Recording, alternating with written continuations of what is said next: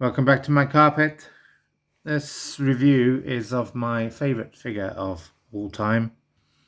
This is the 1976 Dennis Fisher Toys Doctor Who Giant Robot. Now this character appeared in Tom Baker, his first story as the Doctor, imaginatively titled Robot, which introduced the Fourth Doctor in a very Third Doctor sort of story.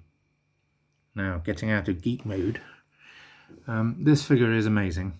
This is from a time when toys were meant to be toys, when accuracy was a secondary or tertiary consideration over playability and ease of production. So it's wrong in almost every way when compared to the actual prop. The head's wrong, the neck's wrong, torso's wrong. The arms are too skinny, the hands are wrong, the belt's wrong. In the same way that the original Star Wars figures were amazingly accurate, especially Luke with his bright yellow hair, his yellow lightsaber and his brown trousers.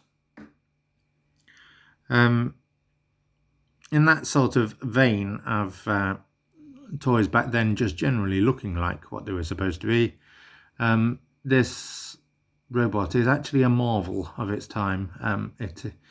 It captures the essence and the character of the robot in every important way, and as toy versions go, vintage toy versions go of licensed things, it's amazing. It just has so much character. Now, I can't demonstrate the posability very well, so apologies, but he has a tilting head which can turn slightly, but it's then obstructed by the collar. His arms have a sort of halfway posability in and out and forward and back. They're obstructed by these shoulder pieces, which are detachable and very often lost. In fact, you'll find a lot of the ones with them missing have that sort of nipple there smashed off in the process of having the shoulder guards smashed off. This would have happened back in the 70s. Now, there are some very good repros available, but they will not stay on if the lugs have been smashed off.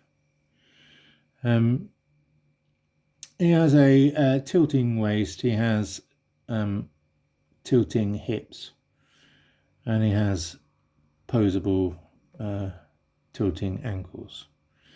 Now, he's held together with plastic straps, rubber straps. One of them is an upside down V that starts at the bottom of the neck and ends in the top of each leg, and the other is between the shoulders. Now, he has grippy hands which have a very weak spring in them. It can't really hold anything of any weight at all, but he does have grippy hands. The things to look out for as well are the head can be bashed down into the torso. There is a bulkhead there, and sometimes you find that the head has broken through that, and that is kind of disaster time for the toy. That is no going back from that. It is possible to repair it, but you devalue it substantially in the process. The rubber strapping can perish. Again, you can replace that with modern elastic, but again, you devalue it. They're not worth anything like one with the original strapping. Also, the plastic reacts badly to sunlight, and you can see discoloration in the different parts of the body as different types of plastic react in different ways to the ultraviolet light. These can go a sort of greenish, grey, goldish colour, the torsos. I've also seen one go a real dark green. That must have been really fried on someone's windowsill for ages. You can also get ones that are sort of fried on the back, darker colour on the back, because they've been on a windowsill for many years. So it's just to look out for, just like with anything else. Condition is key,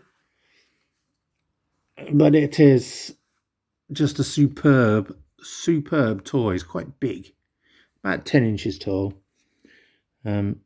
He's made of a combination of hard plastic and also, you know, that kind of plastic that the Action Man tank was made from, that sort of indestructible plastic. They've used that on the arms and the legs. But it's just brilliant.